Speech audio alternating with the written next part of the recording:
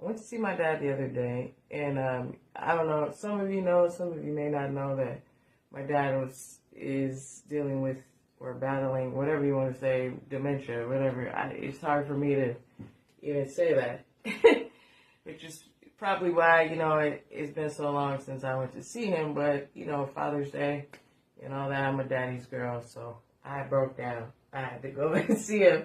I just go in and I let him say whatever he wants to say, the stories and all that, because I love it. You know what I mean? It's like it's sort of like you learn a lot more about your parents when they're dealing with these type of things. But I couldn't let the day go by without letting him know, hey, Sly Stone passed away, very recently, and so he was like, his reaction was a lot different than I expected, because we never got on the subject of Sly Stone. You know what I mean? We talked about Confunction, because he used to play with them and travel on the road and all that. And he knew Kenny G. He was supposed to go on tour with Kenny G, but we won't get into that. But when I told him about Sly, he was like, oh man, he knew me very well.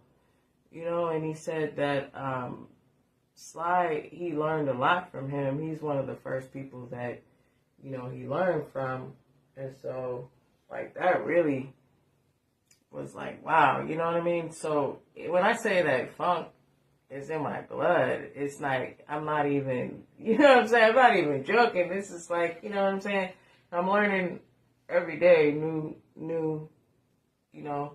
things about, like, my dad, and I'm just loving it. It's very hard, though, because this type of disease is just, I can't accept. For me, I just can't. It's hard for me to accept, because my dad I'm not gonna say was, my dad is a freaking genius as far as musically, and then he was a pastor and all that as well. But before that, he was traveling the world with the music and stuff, playing the keys.